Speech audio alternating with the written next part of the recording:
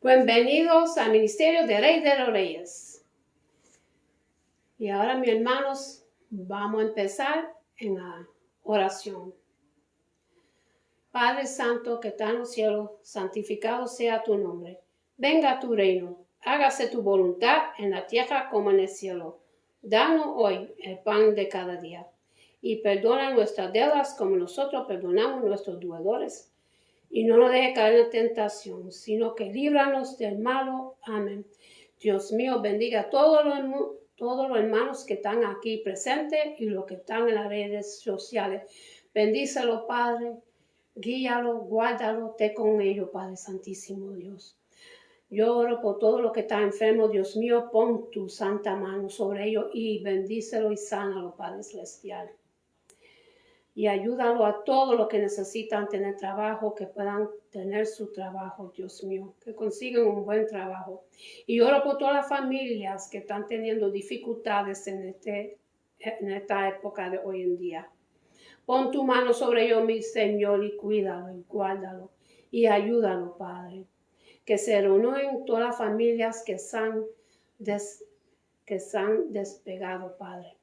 Unen todas las familias, Dios mío, y todos los hermanos que sean unidos como uno, como el cuerpo de Cristo. En el nombre de Jesús, amén. Y hoy empezamos. Mis hermanos, abremos nuestras Biblias en el libro de Salmos, capítulo 46. Y los que lo tengan, digan amén. La palabra se lee en el nombre de Padre, Hijo, Espíritu Santo. Estamos en los Salmos 46, los versículos 1 hasta el 11. Dios es nuestro amparo y fortaleza, nuestro pronto auxilio en las tribulaciones. Por tanto, no temeremos aunque la tierra sea removida y se traspasen los montes al corazón del mar, aunque bramen y se turben sus aguas y temblen los montes a causa de su braveza. De ríos sus corrientes alegrarán la ciudad de Dios, el santuario de las moradas del Altísimo. Dios está en medio de ella, no sería conmovida. Dios la ayudará al clarar la mañana. Bramaron las naciones, titubearon los reinos. Dios, su voz, se derritió la tierra. Jehová de los ejércitos está con nosotros. Nuestro refugio es el Dios de Jacob. Venid, ved las obras de Jehová, que ha puesto asolamientos en la tierra, que hace cesar las guerras hasta los confines de la tierra, que quiebra el arco, corta la lanza y quema los cajos en el fuego. Estad quietos y conoced que yo soy Dios. Será exaltado entre las naciones. Enaltecido seré en la tierra. Jehová de los ejércitos está con nosotros. Amén. Y ahora comenzamos con nuestro sermón. Y el título de hoy se llama Dios es bueno y poderoso. Él unge y capacita a sus hijos. La palabra de Dios nos enseña en el libro de los Hechos que cuando el apóstol Pablo llegó a la ciudad de Efesio, preguntó a los discípulos de ahí, ¿recibisteis el Espíritu Santo cuando creíste? Y ellos dijeron, ni siquiera hemos oído ni hay Espíritu Santo. ¿Cómo podemos observar estos discípulos desconocían por completo la persona y la obra del Espíritu Santo. El Señor Jesús ascendió al cielo, está sentado a la diestra del Padre y volvería por su iglesia. Pero hoy nos encontramos en el ministerio terrenal del Espíritu de Dios, y esto significa que debemos conocer mucho más la poderosa obra del Espíritu Santo.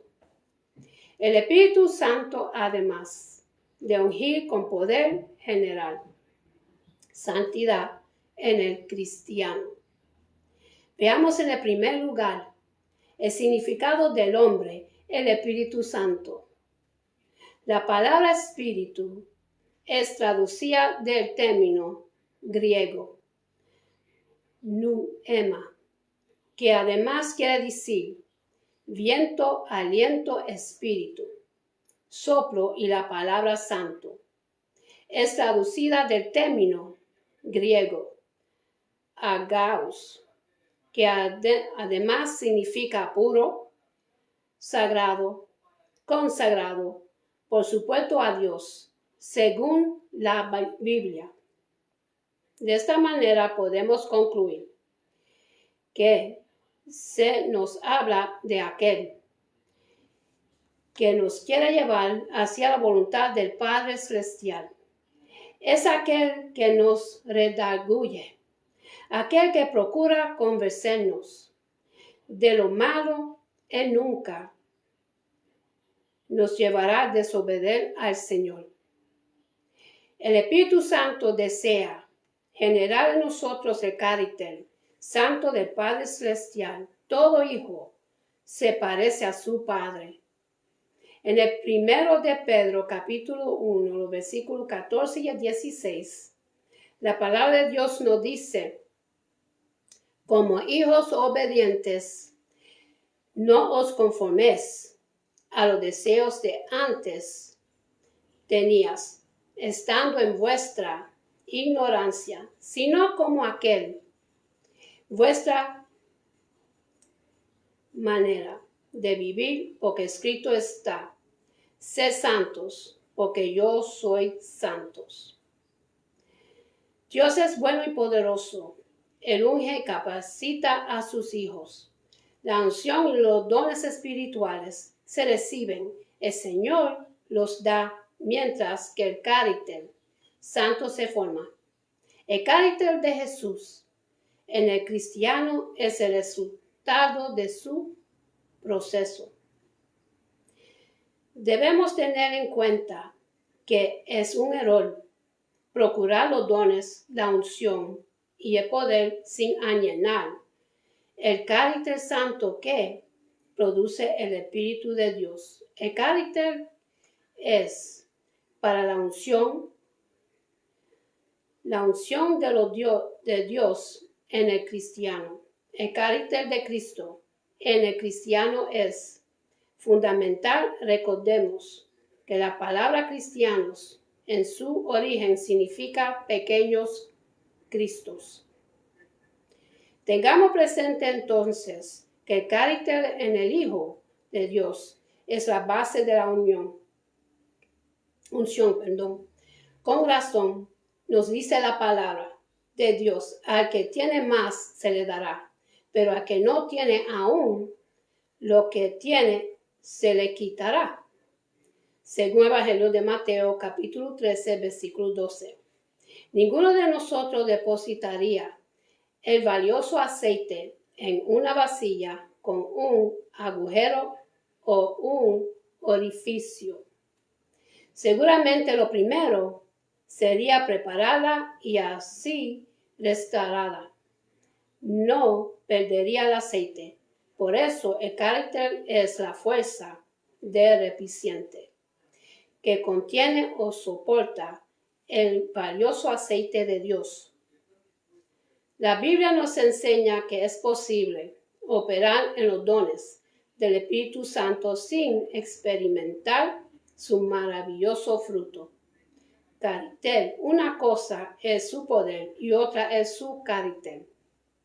Cuando observamos la primera carta a los Corintios, podemos ver que son 9 los dones del Espíritu Santo: milagros, sanidades, profecía, etc. Y son 9 las manifestaciones del fruto del Espíritu de Dios, según nos enseña la carta de Pablo en Galatas, capítulo 5, los versículos 22 y 23. Esta igualdad nos enseña que los dos son muy importantes en la vida del Hijo de Dios.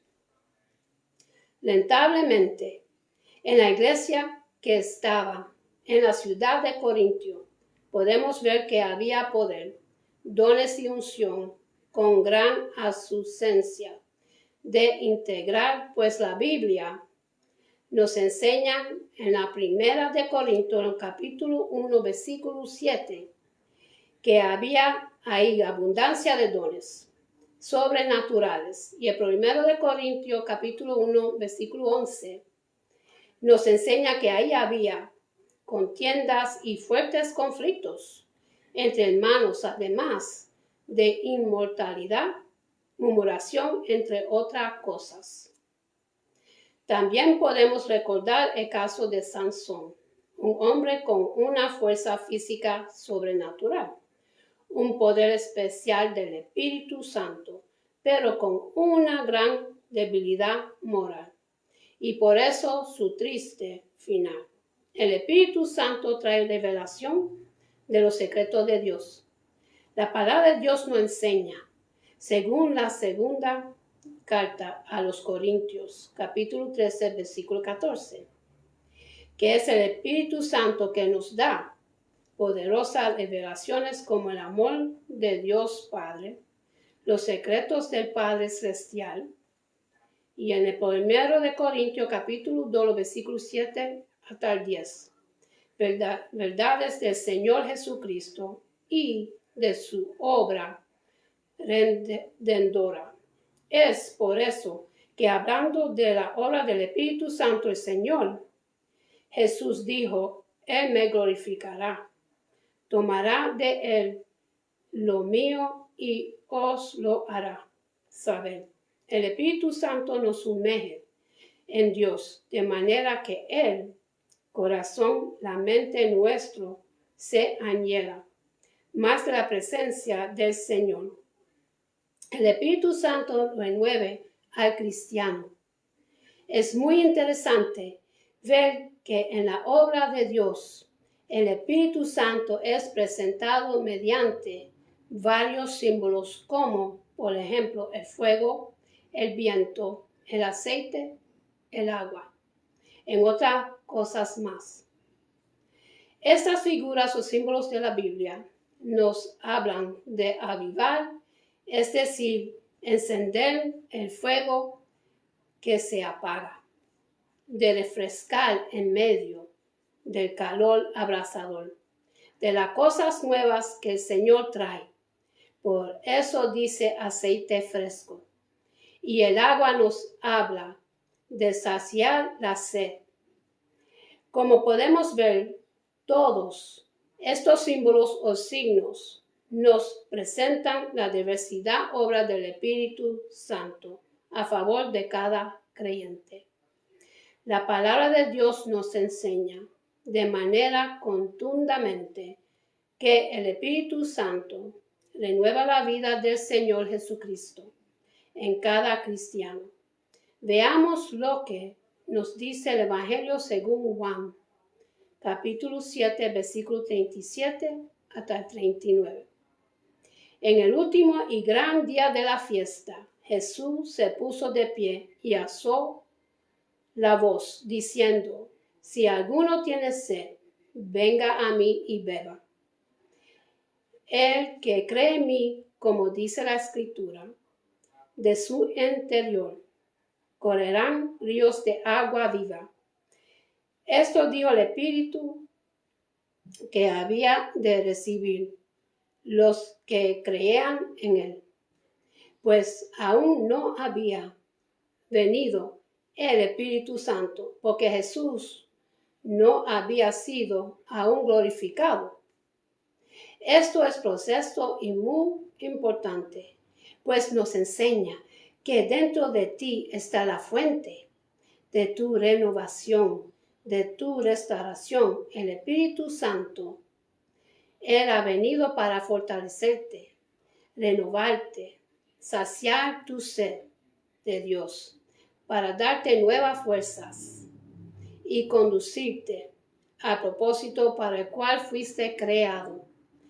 Él es tu fuente de fortaleza y seguridad en Dios. Por eso, ante toda adversidad, crisis o en medio de la sequía espiritual, acércate al Señor. Fortalécete tu comunión con Él, el Espíritu Santo, y no saldrás decepcionado, pues la palabra de Dios nos dice: Jehová te pastoreará siempre, y en las sequías, tiempo seco, difícil, pérdidas, escasez, soledad, saciar tu alma y dará vigor a tus huesos, y serías como huerto de riego y como manantial de aguas cuyas aguas nunca faltan, ni según nos enseña en el libro del profeta Isaías, capítulo 58, versículo 11. Debemos tener presente que el agua, también uno de los símbolos del Espíritu Santo, limpia, purifica. Es el Espíritu Santo quien nos redarguye para corregir aquello que nos agrada a Dios. Y en acción conjunta con la palabra de Dios, nos corrige, redarguye y limpia. El Espíritu Santo de Dios desea darse a conocer, quiere enseñarnos cómo en su tiempo lo hizo el Señor Jesús con los 12 de los apóstoles. El Espíritu Santo quiere renovarte, fortalecerte, conducirte al diseño de Dios para ti. Él no solo ha venido a darnos poder para servir a Dios, también ha venido para transformar nuestro carácter y ayudarnos a ser más como Cristo nuestro Señor. La palabra de Dios nos enseña en el libro de los Hechos que cuando el apóstol Pablo llegó a la ciudad de Efesio, preguntó a los discípulos de ahí: ¿recibisteis el Espíritu Santo cuando creísteis? Y ellos dijeron: ni siquiera hemos oído si hay Espíritu Santo. ¿Cómo podemos observar? Estos discípulos desconocían por completo la persona y la obra del Espíritu Santo. El Señor Jesús ascendió al cielo y está sentado a la diestra del Padre y volverá por su iglesia. Pero hoy nos encontramos en el ministerio terrenal del Espíritu de Dios, y esto significa que debemos conocer mucho más la poderosa obra del Espíritu Santo. Dios es bueno y poderoso. Él unge y capacita a sus hijos. La unción y los dones espirituales se reciben. El Señor los da mientras que el carácter santo se forma. El carácter de Jesús en el cristiano es el resultado de un proceso. Debemos tener en cuenta que es un error procurar los dones, la unción y el poder sin anhelar el carácter santo que produce el Espíritu de Dios. El carácter es para la unción, lo que la vasilla es para el aceite. Es decir, el carácter sostiene la unción de Dios en el cristiano.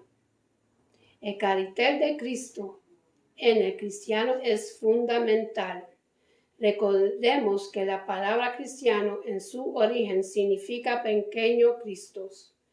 Tengamos presente entonces que el carácter del Hijo de Dios es la base de la unción. Con razón, nos dice la palabra de Dios: al que tiene más se le dará, pero al que no tiene aún lo que tiene se le quitará. Según el Evangelio de Mateo, capítulo 13, versículo 12. Ninguno de nosotros depositará el valioso aceite en una vasilla con un agujero o un orificio. Seguramente lo primero sería repararla y así restaurarla. No perderá el aceite. Por eso el carácter es la fuerza de represente que contiene o soporta el valioso aceite de Dios. La Biblia nos enseña que es posible operar en los dones del Espíritu Santo sin experimentar su maravilloso fruto. Carácter, una cosa es su poder y otra es su carácter. Cuando observamos al detalle la primera carta a los Corintios, podemos ver que son nuevos los dones del Espíritu Santo: milagros, sanidades, profecías, y además son 9 las manifestaciones del fruto del Espíritu de Dios, según nos enseñan en el libro de Pablo, Galatas, capítulo 5, versículos 22 hasta 23. Esta ecualidad nos enseña que los dos son muy importantes en la vida del Hijo de Dios. Notablemente en la iglesia que estaba en la ciudad de Corintio podemos ver que había poderes, dones y unción con gran ausencia de integridad, pues la Biblia nos enseña en el 1 de Corintios capítulo 1, versículo 7, que había ahí abundancia de dones sobrenaturales, y el 1 de Corintios capítulo 1, versículo 11 nos enseña que ahí había contiendas y fuertes conflictos entre los hermanos, además de también tuvieron murmuraciones, entre otras cosas. También podemos recordar el caso de Sansón, un hombre con una fuerza física sobrenatural, un poder especial del Espíritu Santo, pero con una gran debilidad moral, y por eso su triste final. Y podamos decir que hay muchas características que son particulares de nuestra fe. Entre ellas está su organización con profetas y apóstoles, de quienes Pablo dijo que son el fundamento de la iglesia. Véase Efesios capítulo 2, versículo 20. Uno de los motivos por los cuales la respuesta del profeta fue tan inesperada se debe a que a todo miembro de esta iglesia se le confiere poco después del bautismo el derecho de gozar de los dones maravillosos del Espíritu Santo. Esto es en cumplimiento de la promesa del Salvador: y yo rogaré al Padre y os dará otro Consolador para que esté con vosotros para siempre. El libro de Juan, capítulo 14, versículo 16. Este poderoso don faculta a los líderes y a los miembros dignos de la iglesia para que disfruten los dones y de la compañía del Espíritu Santo, un miembro de la Trinidad cuya función es inspirar, revelar y enseñar todas las cosas. El resultado de esta investidura es que desde la organización de la iglesia, la dirección de la misma y los miembros han disfrutado y disfrutan de la revelación y de la inspiración continuas para dirigirles hacia lo que es correcto y bueno.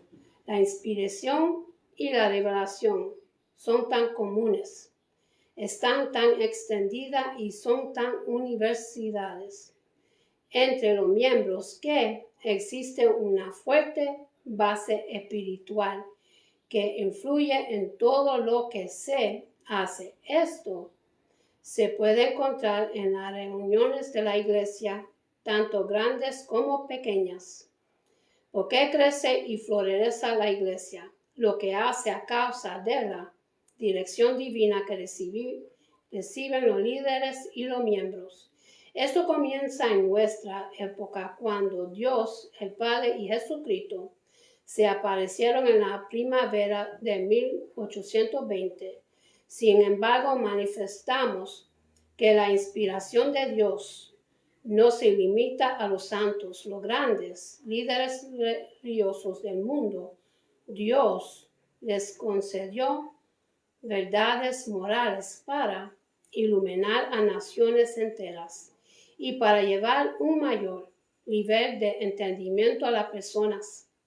Creemos que Dios ha dado y dará a todos los pueblos el conocimiento suficiente para ayudarles en el camino hacia la salvación eterna.